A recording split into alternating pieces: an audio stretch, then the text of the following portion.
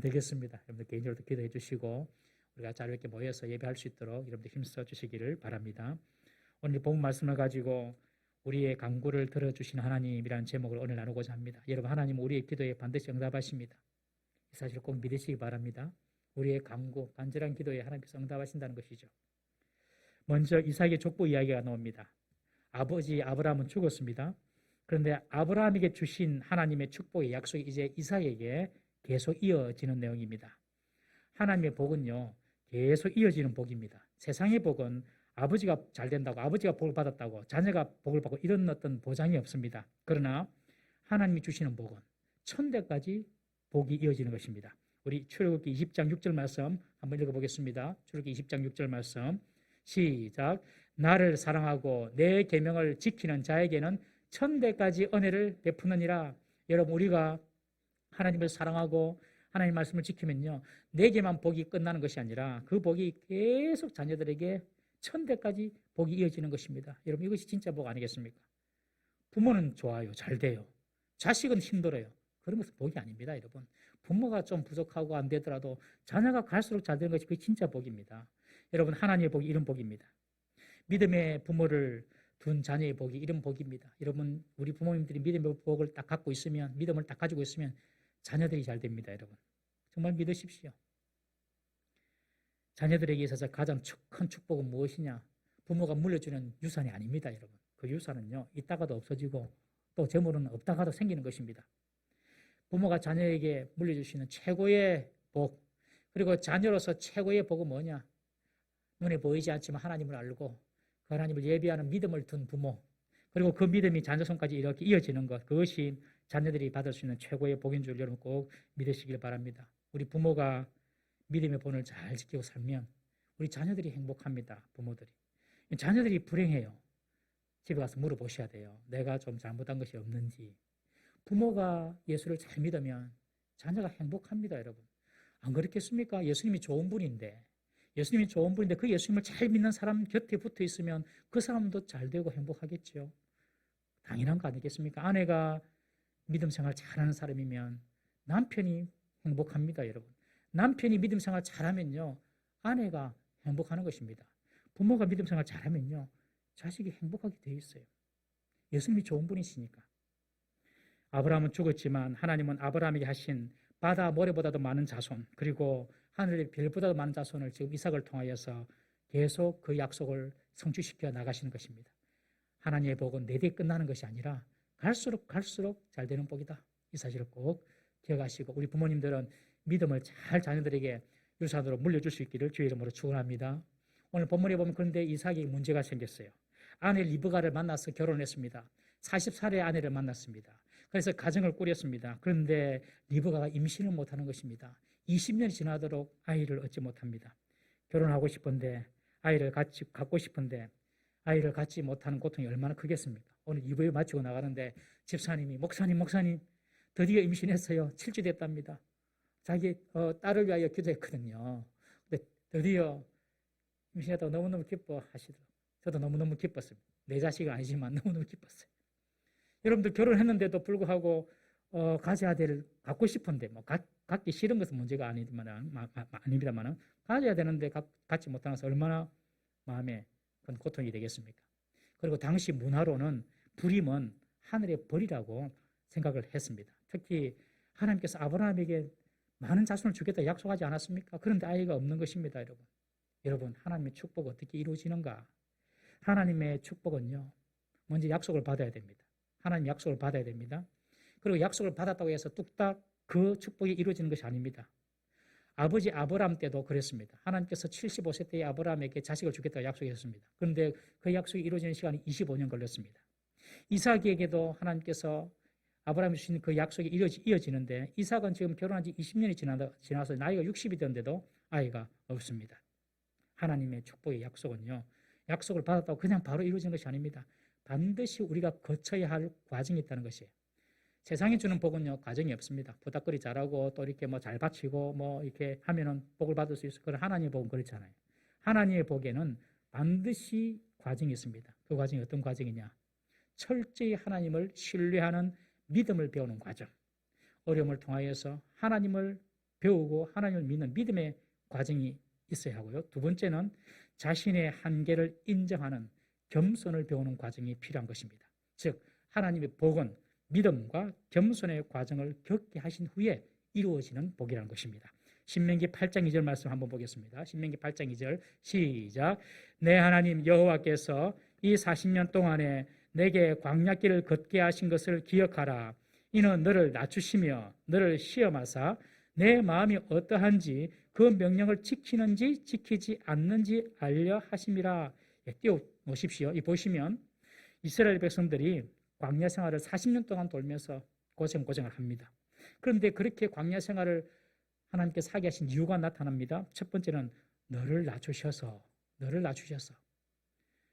겸손케 하기 위함이라는 것입니다. 두 번째는 너를 시험하사 마음이 어떠한지 명령을 지키는지 안 지키는지 보려고 하는 것이다. 즉 믿음으로 하나님 말씀을 행하는지 않는지를 내가 테스트하려고 광야를 지나게 했다는 것입니다. 이스라엘 백성들이 출애굽하고 난 이후에 40년 동안 광야 생활하는데 그 광야 생활 이유가 두 가지예요. 너를 낮추시고 겸손하기 위하여. 두 번째는 네가 하나님 말씀을 듣고 그 말씀을 그대로 지키는지 지키지 않는지 시험하려고 한다. 즉 너희 믿음을 테스트하려고 하는 것이다. 여러분 우리 인생에도 광야 같은 고난과 어려움을 당할 때가 있습니다. 그때는 하나님은 우리를 낮추시고 우리를 겸손케 하기를 원하신다는 사실을 꼭 기억하십시오. 그리고 그런 상황 속에서도 정말 하나님 말씀을 붙잡고 믿음으로 사는지 살지 않는지를 하나님께서 우리를 테스트하신다는 것입니다. 이 과정을 통과한 후에 하나님이 복이 임한다는 것입니다. 코로나로 인해서 지금 근 1년 7, 8개월 동안 지금 우리가 일상의 생활을 못하고 있습니다. 이 코로나로도 하나님께서 우리에게 주시고자 하는 그런 시험의 한 종류일 수가 있습니다. 겸손을 배우라는 것입니다. 우리가 일상에서 범사에 우리가 얻는 여러 가지 유익들, 일상의 삶들 이것이 그저 주어지는 것이 아니라는 것이죠. 하나님께서 보호의 손 한번 놔버리면은 어떻게 세상이 어떻게 돌아가는지 우리가 알 수 없을 정도로 혼란 속에 빠질 수가 있다는 것입니다, 여러분. 그래서 이 코로나를 겪으면서 인간이 연약한 존재구나. 바이러스 하나도 어떻게 할 수 없는 약한 존재구나. 지금 우주선을 타가지고 유인 우주선으로 대기권을 여행하니 안 가니 한 2, 3억 들여가지고 대기권을 여행하니 가니 안 가니 과학이 발달했는데 이렇게 해서도 바이러스 하나 때문에 사람은 죽습니다, 여러분. 겸손해야 돼요, 겸손. 이 사람은 이런 과정을 겪으면서 우리가 하나님께서 겸손을 가르치는 것이에요. 두 번째는요, 이 코로나도요, 우리에게 믿음을 하나님께서 테스트하시는 그런 과정이라고 생각합니다. 힘들고 어렵지만 하나님을 찾고 더 의지하고 기도하고 그래서 정말 네가 이런 어려운 가운데 믿음으로 살려고 하는가? 하나님 말씀을 지키려고 하는 그 믿음으로 살려고 하는가? 하나님께서 테스트하는 기간이에요. 여러분 코로나 기간을 지나고 난 뒤에요. 흥하는 사람은 더 흥하게 될 것입니다. 하나님께서 복을 주는 사람은 더 잘 될 것입니다. 여러분 보십시오. 여러분 이런 우리 인생의 과정에 광야의 시간이 있을 때에 꼭 기억해야 됩니다. 하나님께서 나를 낮추시는구나. 겸손케 하라는 뜻이구나. 두 번째 믿음으로 살아라는 뜻이구나. 이 사실을 기억해야 합니다. 20년 동안 자녀가 없자 이삭이 어떻게 반응합니까? 임신하지 못하는 리브가를 위하여서 오늘 본문에 보면 여호와께 간구했다, 기도했다, 기록하고 있습니다. 기도하는 것, 여러분 기도하는 것은요 겸손과 믿음이 충족되어야지만 할 수 있는 영적인 활동입니다. 세상 사람들은 눈에도 보이지 않는 하나님께 기도하는 것을 어리석게 생각을 합니다. 하나님께 기도할 바에야 내 주먹을 믿어라 그렇게 말합니다. 내일도 알 수 없는, 내일 내 인생이 어떻게 될지도 모르는데 내일 살지 죽을지도 모르는 그런 유한한 인생을 살고 있으면서 불확실한 인생을 살고 있으면서 하는 말이 눈에 보이지 않는 하나님께 기도할 바에야 내 주먹을 믿어라. 바이러스 들어와도 세균만 감염되어도 여러분들 살 수 없는 인간이 연약한 존재인데 그렇게 말을 한 거예요. 여러분 기도한다 이 말은요 무슨 말이냐면 겸손하다는 뜻입니다. 겸손하지 않으면 기도할 수가 없습니다. 왜요? 하나님의 도움을 구하기 위하여서 내 자신의 한계를 알기 때문에 기도하는 거거든요. 그래서 기도하는 것은 겸손한다는 뜻이요. 그리고 기도한다는 뜻은 믿음이 있다는 뜻입니다. 하나님께서 내 기도에 반드시 응답해 줄 것이다. 이런 믿음이 있다는 뜻입니다. 이삭은 아내 리브가의 불임에 대해서 리브가를 원망하거나 하나님을 탓하지 않습니다. 보통 사람들부터 문제가 생기면 남 탓합니다. 부인이 무슨 문제가 있어서 불임을 하나. 하나님은 우리에게 많은 자녀를 준다고 했는데 왜 하나님은 자녀를 안 주노? 이렇게 하나님 탓하지도 않고 리브가를 원망하지 않습니다. 자신의 문제를 그대로 하나님께 기도로 가져갑니다. 이것이 무엇입니까? 겸손하다는 뜻이요. 하나님의 응답을 믿는다는 믿음의 표시인 것입니다. 여러분, 기도 없이 지금도 뭘 해보려 한다면 아직도 내 힘으로 뭔가 해보려 한다는 뜻인 것입니다. 그리고 하나님의 능력에 대한 믿음이 없다는 뜻입니다. 이삭은 아내가 임신하지 못하는 문제를 아내 탓으로도 돌리지 않고 기도합니다. 하나님 탓으로도 돌리지 않고 기도합니다. 여러분, 기도하는 것이 쉽습니까? 억수로 어렵습니다.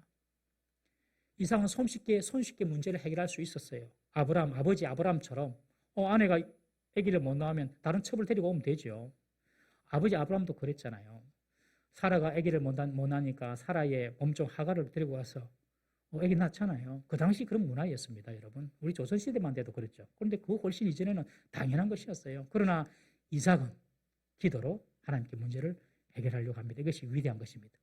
손쉬운 방법을 쓰지 않습니다. 손쉽게 자기도 첩을 데리고 아기를 넣으면 되는데 손쉬운 방법 쓰지 않고 기도하는 방법을 선택합니다. 여러분, 내 뜻대로 안 될 때에 술 마시고 분풀이 하는 것이 쉽습니까? 기도하는 것이 쉽습니까? 술 마시고 분풀이 하는 것이 더 쉽습니다. 학생이 시험이 코앞에 있는데 책을 펼쳐서 공부하는 것이 쉽습니까? 공부하기 전에 하나님께 지혜를 달라고 기도하는 것이 쉽습니까? 그냥 책 펼쳐놓고 공부하는 것이 더 쉽습니다. 사업을 하시는 분이 거래처 사람 한 사람이라도 더 만나기 위하여 발로 뛰는 것이 쉽습니까? 만날 사람을 위하여 하나님께 기도하는 것이 쉽습니까? 발로 뛰는 것이 더 쉬워요.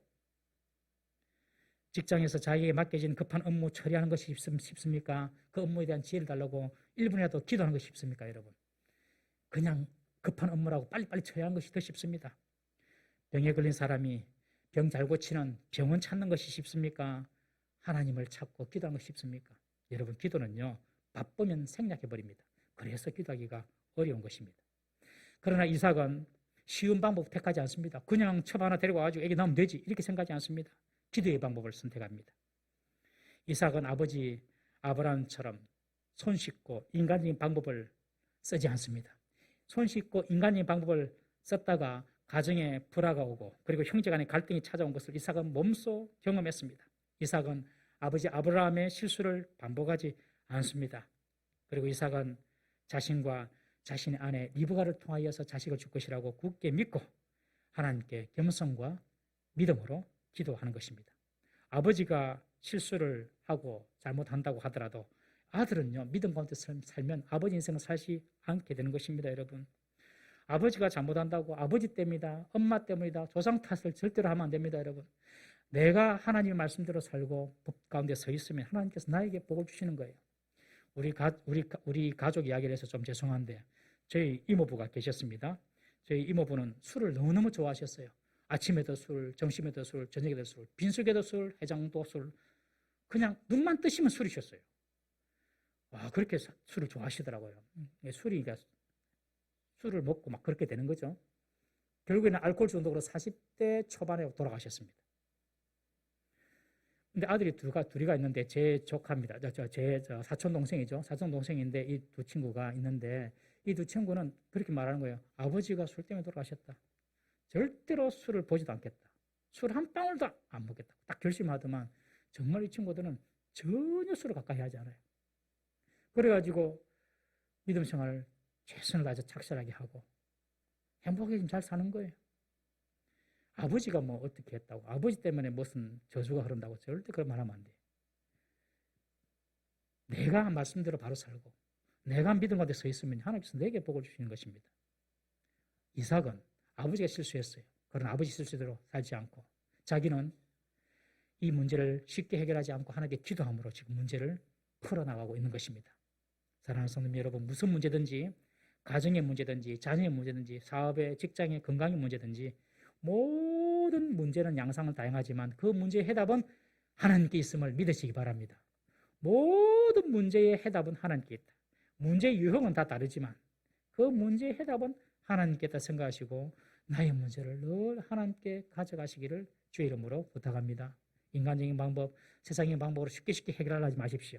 작은 문제라도 그 문제를 가지고 이삭처럼 하나님께 가져가야 됩니다. 오늘 본문에 보면 이삭이 여호와께 간구했다고 기록하고 있습니다. 간구했다. 이전에 이삭이 하는 기도의 방식은 주로 묵상하는 기도였습니다. 광야에서 혹은 보엘라 허레 지역에서 묵상하는 기도를 했습니다. 묵상 기도도 참 중요합니다.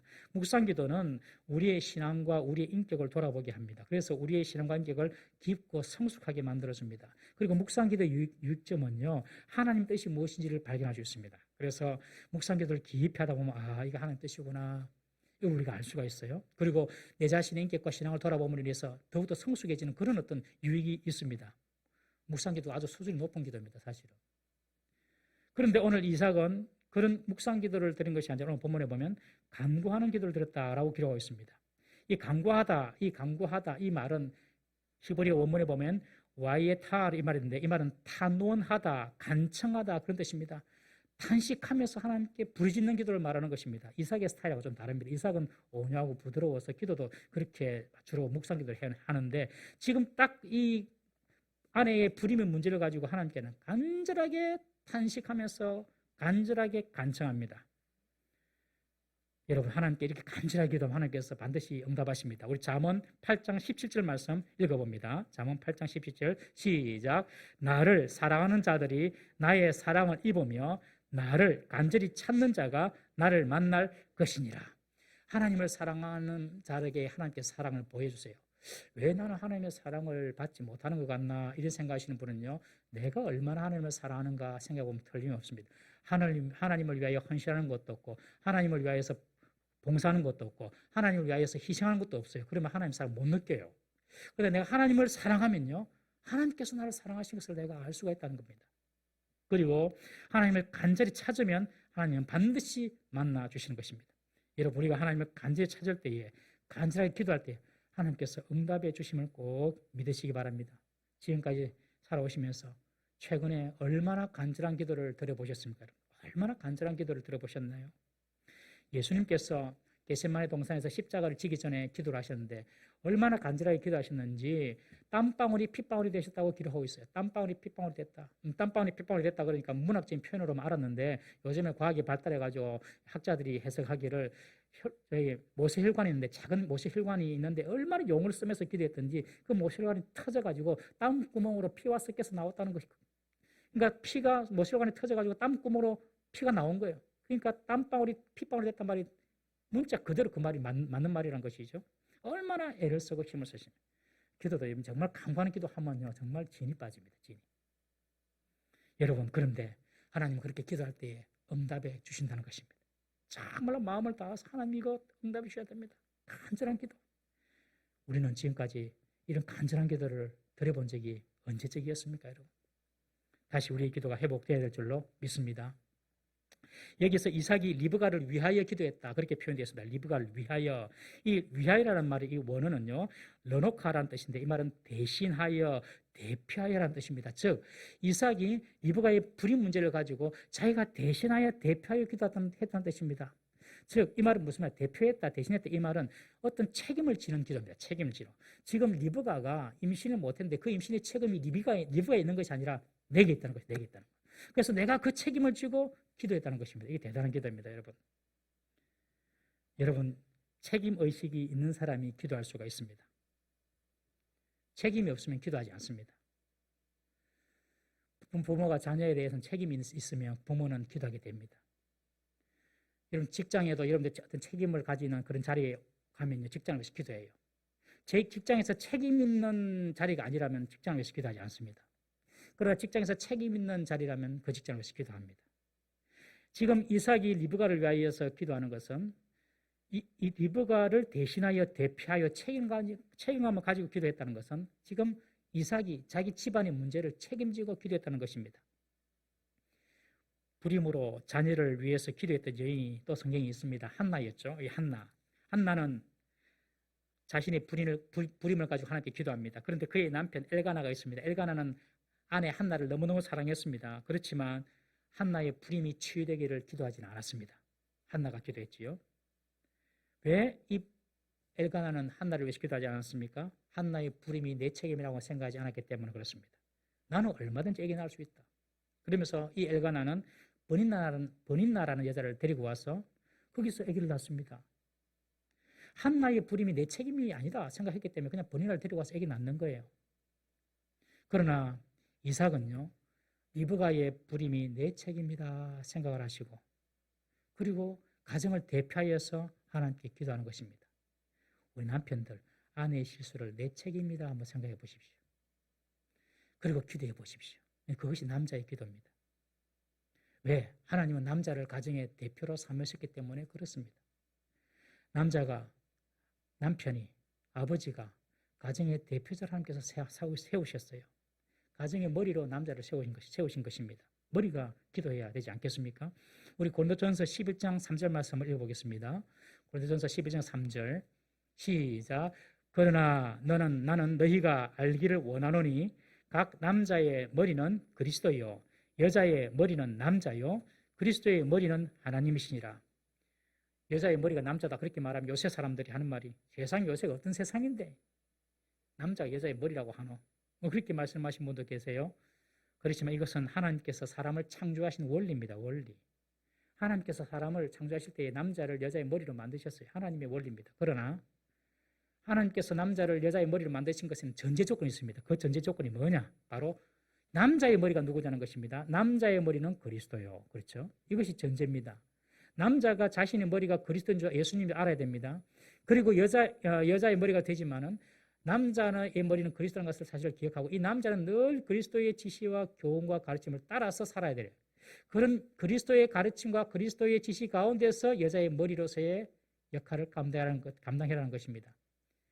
여자의 머리가 남자라고 그냥 가부장적인 권위를 가지고 그냥 누르고 다스리고 자기 마음대로 말하고 그게 아니라는 거예요. 예수님께서 내 머리다 생각하고 남자는 그 전제 속에서 여자의 머리가 되라는 뜻입니다. 하나님은 가정에서 남자를 이렇게 머리로 만드셨습니다. 남자가 가정의 대표이니까 이삭처럼 가정을 대표하여서 남자는 기도하는 자가 되어야 됩니다. 여러분. 여자가 기도하는 것도 중요하지만 남자가 기도하는 것이 너무너무 중요합니다. 예수님은 십자가를 지고 가시면서 자신을 위하여 울고 있는 예루살렘의 여인들을 향하여 나를 위하여 울지 말고 너희와 너희 자녀를 위해서 울어라 그렇게 말씀하셨죠.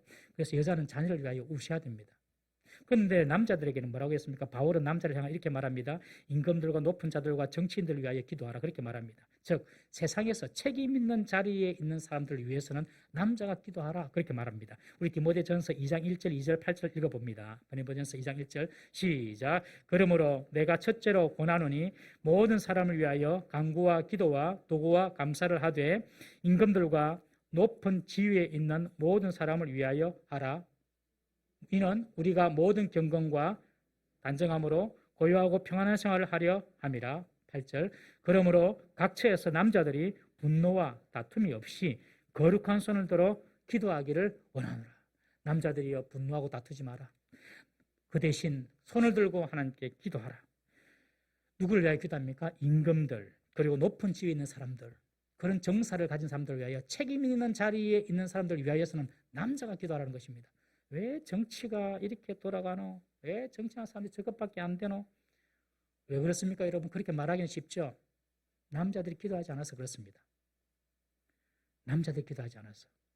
임금들이 제대로 잘못하는 건 남자들이 기도하지 않아서. 정치인이 잘못하는 건 남자들이 기도하지 않아서. 지금 이삭의 기도는 가정에 자녀 하나 얻는 기도를 하는 것이 아닙니다, 여러분. 이 자녀를 통하여서 하나님의 약속이 성취가 되고 그 자손을 통하여서 세상을 구원할 예수 그리스도가 이 땅에 오시고 예수 그리스도를 통하여서 이 땅에 하나님의 영적인 나라가 건설되는 그런 기도를 지금 이삭이 하는 것입니다. 가정에서 자녀를 위하여 누가 기도하겠습니까? 여러분들의 자녀를 위해서 기도할 사람이 누구입니까, 여러분? 누가 여러분들 자녀를 위해서 기도하겠습니까? 부모가 기도해야 됩니다. 특별히 남자들이 기도해야 됩니다. 남자들이. 우리 아버지들이, 남자들이 가정을 위하여 기도하고 그리고 자녀를 위하여 기도할 때에 세상의 권세와 세상의 정세를 주관하는 아들이 생겨나게 될 것입니다. 그런데 남자는 기도를 안 합니다. 교회도 보면 새벽 기도나 금요일 레신 기도 보면 남자가 별로 없습니다. 여자가 기도하지. 여러분들은 여자가 모여서 기도하는 모습 보면 무슨 생각이 드시나요? 저는 어떤 생각이 드냐면 저 여자들이 교회를 지금 버티고 있구나. 교회가 쓰러지는 것을 버티고 있고 교회가 자라는 것을 지금 버티고 있구나. 다 저 여자들의 기도가 교회를 버티고 있구나. 버티는 기도. 여자들이. 남자들이 기도 안 하니까 여자들이 그냥 그 자리에 있으면서 버티는 기도를 하고 있는 거예요. 원래 누가 기도해야 됩니까? 남자들이 기도해야 돼요. 남자들이 먼저 기도해야 됩니다. 그런데 마귀가 남자들이 기도하지 못하도록 남자들을 다 세상에 다 빠져버리게 만들었습니다, 여러분. 세상의 즐거움, 쾌락, 세상의 일과 세상의 부명예에 마음을 다 뺏기도록 만들어가지고 남자들이 그냥 힘을 다 잃게 만들었어요. 그래서 기도할 힘조차도 없도록 만들어버린 거예요. 세상의 욕심, 세상의 유혹, 쾌락으로 다 세상에 그냥 남자 마음을 다 빠지도록 만들어가지고 남자들이 기도를 하는 남자들이. 바울의 명령대로 남자가 손을 들고 기도할 때에 기적과 역사 일어나는 줄 믿으시기 바랍니다. 여러분들 가정에서 우리 남자들이 손을 들고 자녀를 위해 기도하면 그 자녀들이 세상의 지도자가 되고 세상을 이끄는 권세 있는 자가 될 것입니다. 교회가 두 손 들고 남자들이 기도하면요, 이 교회가 세상을 밝히는 빛이 되고 소금이 되고 세상을 이끄는 역할을 하게 될 것입니다. 저는 다음에 기회가 되면 우리 교회 남성들의 기도 모임을 만들면 좋겠다, 이런 생각을 저는 이전부터 그냥 갖고 있었습니다. 남성들이 모여서 기도하면 얼마나 힘이 되겠습니까, 여러분? 남성들이 세상에서 얼마나 유혹이 많고 약합니까, 여러분? 남자들은 다 알죠. 다 약합니다. 여자들은 그래도 좀 버티는 것 같은데 남성들이 너무 약해요. 왜? 사탄이 그만큼 남성들을 이렇게 넘어뜨리고 기도하지 못하려고 이렇게 집중적으로 공격하기 때문에. 그래서 우리 남자들이 모여서 우리의 연약함을 내어놓고 하나님의 도움을 구하는 그런 기도를 할 필요 있겠다 생각이 듭니다. 가정을 대표하여서 기도하는 이 이삭의 기도에 하나님이 응답하십니다. 여러분, 남자가 기도하면요, 하나님이 역사하십니다. 하나님이 반드시 응답하십니다. 당장에 응답하실 수도 있고 일주일 뒤에, 1년 뒤에, 혹은 10년 뒤에, 아니면 내가 죽은 뒤에도 그 기도는 응답이 됩니다. 여러분, 기도는 반드시 응답이 있다, 이 사실을 믿으셔야 됩니다. 그런 믿음 있는 사람만 기도할 수 있는 것입니다. 5만 번 기도응답을 받은 조지 물러 아시잖아요. 조지 물러는 죽으면서까지 자기 친구들을 위해 기도했는데 생전에 3명을 위해 기도했는데 생전에 2명이 돌아왔어요. 1명이 죽을 때까지 안 돌아왔어요. 1명이. 그러나 나중에 조지 물러의 장례식에 참석해서 정말 이 조지 물러가 병환 중에 있으면서 침대에 누워 있으면서도 자기 이름을 적어가면서 기도했다는 그 베개 밑에 있는 자기 이름을 보고 그때 장례식에서 그 친구가 돌아왔다는 그런 일화가 있습니다. 여러분, 기도는 반드시 응답받습니다. 내가 죽더라도 기도는 응답받습니다. 믿으시기 바랍니다. 우리 시편 105편 4절 말씀 봅니다. 시편 105편 4절 시작. 여호와와 그의 능력을 구할지어다. 그의 얼굴을 항상 구할지어다. 기도는요, 항상 구하는 겁니다. 항상 하나님을 구하라. 항상 하나님의 능력을 구하라. 왜요? 하나님께서 항상 응답해 주기 때문에 그렇습니다. 집에서도 구하시고, 직장에서도 구하시고, 걸어가면서도 구하시고, 기도하시고, 차 타고 가면서도, 전철 안에서도 기도하시고, 운전하면서도 기도하시고, 항상 하나님을 구하라. 시편 기자는 말하고 있습니다. 구하는 자마다 하나님께서 응답해 주십니다. 여러분, 우리가 응답이 없는 이유가 뭘까요? 많은 부분이 구하지 않기 때문에 그렇습니다. 구하지 않기 때문에. 아침에도 구하고, 점심에도 구하고, 저녁에도 구하고, 구해 보십시오. 반드시 하나님께서 기적처럼 역사하십니다. 하나님은 아브라함과 이삭에게 자녀들이 많겠다고 약속하셨지만 이삭이 기도하기까지 하나님은 기다리셨어요. 여러분, 아직 우리의 소원이나 우리의 소망이 이루어지지 않은 것이 있다면 우리가 아직 제대로 기도하지 못했기 때문에 하나님께서 우리가 기도할 수 있도록 기다리고 계실 수도 있습니다. 우리의 기도가 회복될 수 있기를 주의 이름으로 축원합니다. 리브가가 임신하였는데 하나님께서 응답해 주셔서 쌍둥이를 임신합니다.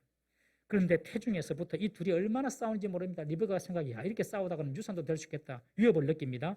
그래서 이 문제를 가지고 이번에는 리브가가 하나님께 묻습니다. 처음에 리브가는 하나님을 잘 알지 못하는 여인이었습니다. 그런데 아브라함의 집으로 시집 오고 시집 와서 남편의 이삭의 믿음을 보고 자기도 이제는 기도하는 여인으로 지금 변화되고 있는 것입니다. 기도할 수 있는 믿음이 지금 성장되고 있는 것입니다. 부부가 호흡이 잘 맞습니다. 이삭은 가정을 대표하면서 책임을 지고 기도했고, 그리고 이 리브가는 자신의 문제를 가지고 지금 하나님께 기도합니다. 하나님, 왜 내 태중에 이런 전쟁이, 아이들이 막 싸웁니까? 하나님께서 놀라운 말씀하십니다. 창세기 25장 23절에 보면 그에게 이르시되 두 국민이 내 태중에 있구나. 두 국민이 있구나. 두 국민이 내 태중에 있는데 그 두 민족, 두 국민이 내 태중에서부터 나누게 될 것이다. 나누어지게 될 것이다. 그리고 큰 자가, 어린 자를 섬기게 될 것이다. 이런 이상한 말씀을 하십니다. 태 속에 있는 리브가 태 속에 있는 이 두 아들이 단순한 두 아들이 아니라 두 민족, 미래의 두 국가라고 하는 것입니다. 이 두 민족은 어떤 민족이냐? 하나님이 택한 민족, 두 번째 하나님 택하지 않은 민족을 상징합니다. 여러분, 세상에는요 딱 두 민족으로 나눠집니다. 하나는 하나님의 백성, 두 번째는 하나님이 택하지 않은 비하나님의 백성. 딱 두 개로 나눠지는 거예요. 세상은요 예수님을 구주로 믿는 사람과 예수님을 구주로 믿지 않는 사람 딱 두 종류로 나누어지고 있습니다. 여러분. 이것이 어디서부터 나눠집니까? 복중에서부터 나누어진다는 것입니다.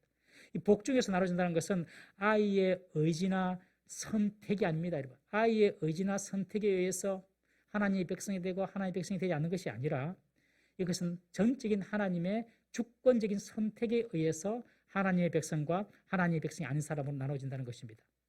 하나님께서 선택하시면 그 사람은 하나님의 백성이 되는 것이고 하나님이 선택하지 아니하시면 그 사람은 하나님의 백성이 못 되는 것입니다.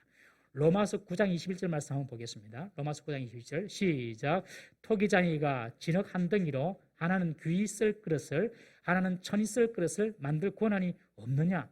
토기장이가 진흙이 있습니다. 이 진흙으로 이 진흙으로 이번에는 내가 멋진 그릇을 한번 만들어야지 하고 귀한 그릇을 만들 수도 있어요. 또 이 진흙으로 이번에는 사람들이 좀 편하게 쓸 수 있는 좀 천하지만 편하게 쓸 수 있는 그런 거 내 그릇을 만들어야 되겠다. 이렇게 그 진흙을 가지고 자기 마음대로 자기 마음에 맞는 그릇을 만들 수가 있는 것입니다.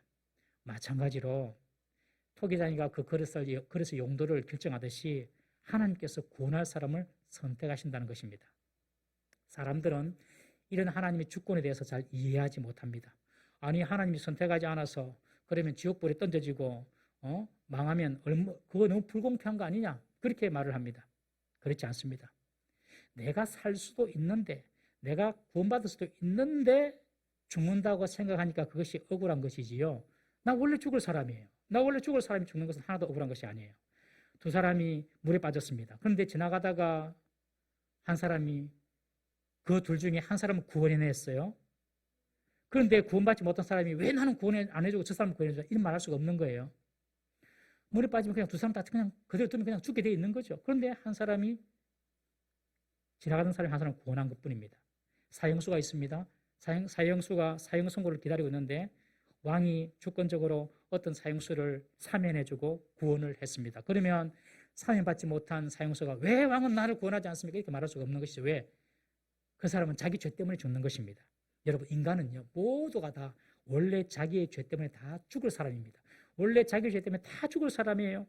다 죽을 사람인데 하나님은 특별한 사람들을 사랑하셔서 독생자 예수 그리스도를 이 땅에 보내주시고 그들에게 믿음을 주셔서 그 예수님의 대속의 죽음을 믿고 받아들이면 구원을 베풀어 주시도록 하나님께서 사람들을 선택해 주신 것입니다. 이렇듯 하나님께서 다 가만히 놔두면 죽을 사람인데 우리를 선택해서 구원해 주신 것, 그것이 바로 하나님의 주권입니다. 내가 하나님의 선택을 받을 자격이 안 되는데 내가 하나님의 사랑을 받을 자격이 안 되는데 하나님께서 우리를 구원해 주신 것입니다. 여러분 하나님께로부터 구원받은 사람의 특징이 무엇인 줄 압니까?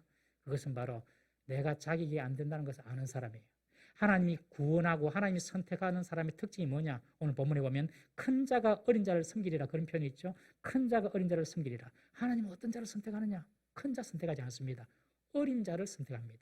큰 사람을 선택하지 않습니다. 작은 사람을 선택합니다. 하나님의 주권적인 선택은 누구에게 임하느냐? 에서처럼 장자에게 선택하지 않고 동생처럼 야곱에게 하나님의 주권이 하나님의 선택적인 주권이 임한다는 것입니다. 즉 이것은 하나님은 스스로 잘나고 스스로 자격이 있다고 생각하는 사람을 선택하는 것이 아니라 자격이 안 되고 부족한 자를 선택하신다는 하나님의 영적인 선택의 원리를 이야기해주고 있습니다. 야곱은요 동생으로 태어났습니다. 어린 자로 태어났습니다. 서열상 보면 가문을 계승할 자격이 하나도 없습니다. 그런데 하나님은 그런 자를 선택하신다는 것입니다. 하나님은 자격이 없는 자를 선택하셔서 하나님 백성으로 삼으신다. 이것이 하나님의 주권적인 선택의 원리입니다. 신명기 7장 7절에 보면 이 하나님께서 이스라엘을 선택하신 이유도 나타나 있습니다. 우리 한번 보겠습니다. 신명기 7장 7절 다 같이 읽습니다. 시작. 여호와께서 너희를 기뻐하시고 너희를 택하심은 너희가 다른 민족보다 수효가 많기 때문이 아니니라. 너희는 오히려 모든 민족 중에 가장 적으니라. 당시 이스라엘이 가장 적은 민족이었습니다. 그래서 하나님께서는 그 이스라엘을 선택하신 것입니다. 작은 자를 선택하신 겁니다. 작은 자, 약한 자를 선택하십니다. 지혜가 없는 자를 선택하십니다. 그리고 하나님의 백성을 삼으십니다. 그리고 강한 자를 부끄럽게 하십니다.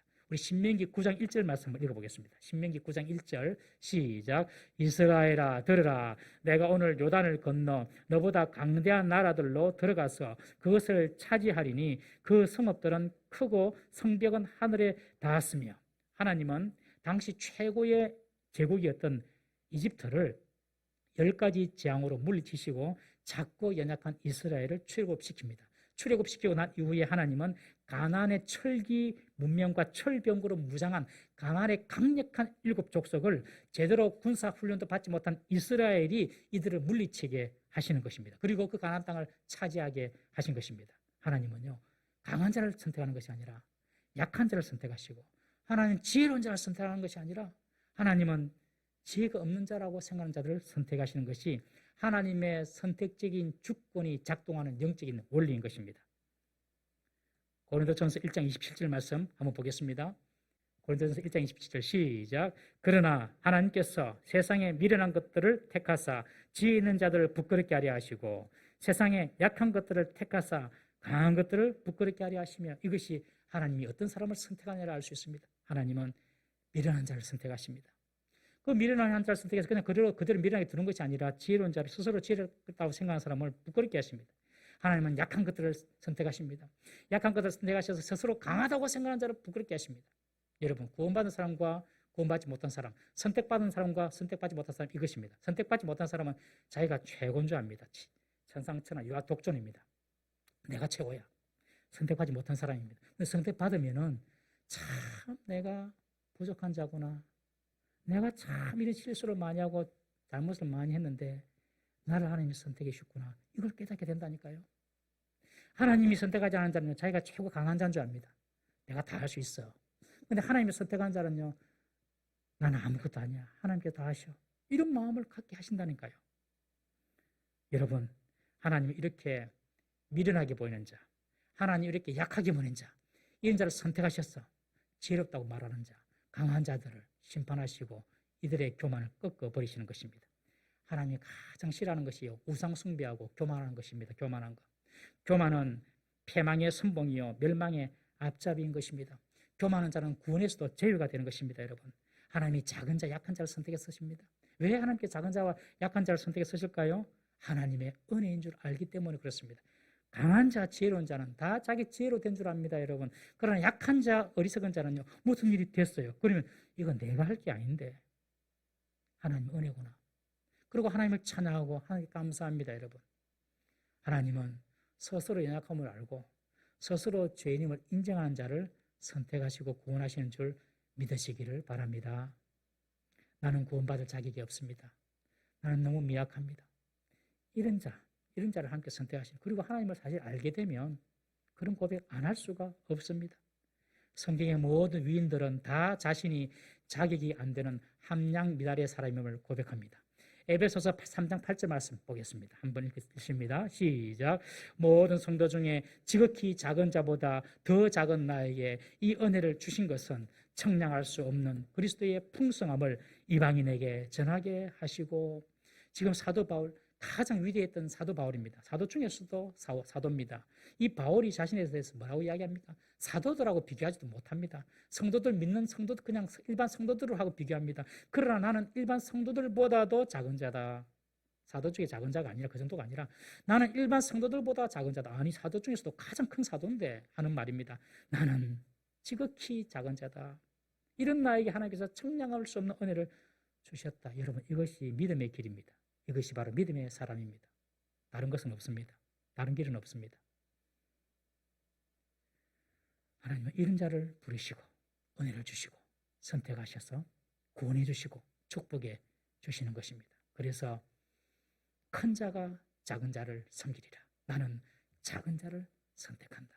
사랑하는 성도 여러분, 늘 낮은 자리로 가시기 바랍니다. 늘 작은 자리로 가시기 바랍니다. 조금이라도 내 이름 드러내려고 하는 거 살짝 피하세요. 그럼 하나님께서 더 높여주시는 것입니다. 그리고 하나님 은혜를 자꾸 나타내세요. 하나님을 영광 돌리세요. 감사하세요. 하나님께서 그 사람을 더 높이 세우시고 형통케 하시는 것입니다. 세상은 영적으로 볼 때에 하나님이 택하지 않은 에서의 후손이 있고 하나님이 택하신 야곱의 후손이 있습니다. 스스로 큰 자라고 생각합니다. 하나님 믿지 않는 사람은 다 스스로 잘났다고 생각합니다. 다 자기 멋에 삽니다, 여러분.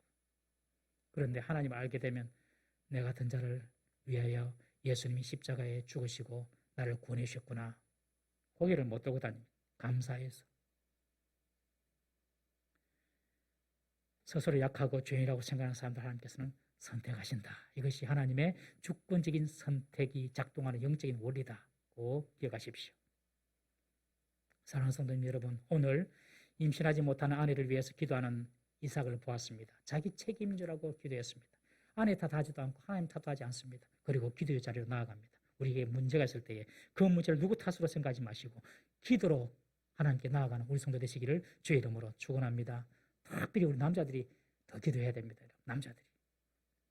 여자들이 지금까지 애를 쓰고 기도해 왔습니다. 한국 교회가 다 그렇습니다. 보면 남자들이 일어나야 돼. 남자들이. 교회가 반드시 부흥하려면 반드시 남자들이 일어나야 됩니다. 아십니까, 여러분? 교회가 부흥하려면 남자들이 기도하는 사람이 많아야 됩니다, 여러분. 우리 남자들 기도하는 사람으로 다시 하나님께 쓰임 받을 수 있도록 사모하시고 기도의 자리를 지키십시다. 하나님께서 우리 개인에게도 복을 주시고 공동체, 가정과 교회도 나라에도 복을 주실 줄로 믿습니다. 그리고 남자들이 가정의 책임을 지고 아내를 위해서 기도하십시다. 매일매일 아내를 위하여 기도합니까, 여러분들? 매일매일 아내를 위하여 기도하는 남자들이 돼야 됩니다. 기도는 여자는 하는 것이지 뭐 여자가 알아서 기도해야지. 절대 그러면 안 됩니다. 여러분들 아내를 위하여, 여러분 자녀를 위하여 남자들이 기도해야 됩니다. 여자들은 하게 되어 있습니다. 알아서 다 합니다. 사단은 남자가 기도하지 못하도록 한다. 꼭 기억하십시오. 꼭 기억하십시오. 여러분들이 기도할 때에, 남자들이 기도할 때에 여러분 역사가 일어납니다. 여러분. 그리고 하나님은 두 아들 중에 큰 자를 선택하지 아니하시고 늘 작은 자를 선택하십니다. 부족하게 보이는 자, 그런 자를 선택해서 하나님께서 복을 주시고 지혜로운 자를 부끄럽게 하시고 강한 자를 부끄럽게 하십니다. 남자들은 손을 들고 기도하고 우리 성도님들은 늘 하나님 앞에서 작은 자로 낮은 자의 자리로 나아가서 하나님께서 귀하게 선택하시고 축복하시는 우리 모든 성도 될 수 있기를 주의 이름으로 축원합니다. 기도하겠습니다. 한번 이렇게 기도합니다. 이 시간에 이삭이 가정의 책임감을 가지고 기도했던 것처럼 여러분들 가정의 문제를 가지고 한번 기도하십시다. 얼마나 가정을 위하여 기도했습니까? 특별히 우리 남자들이 얼마나 가정과 자녀를 위해서 기도했습니까? 하나님, 내 힘으로 감당할 수 없는 가정의 문제, 또 내 힘으로 감당할 수 없는 사업과 직장의 문제, 하나님 도와주십시오. 기도는 겸손과 믿음이 준비된 사람만 할 수 있는 기도라고 말씀드렸습니다. 이 시간에 하나님, 내 힘으로 안 되는 문제를 가지고 하나님께 나아갑니다. 이 문제를 해결해 주십시오. 우리 간절하게 한번 기도하십시다. 그리고 늘 낮은 자리, 작은 자리를 지켜나갈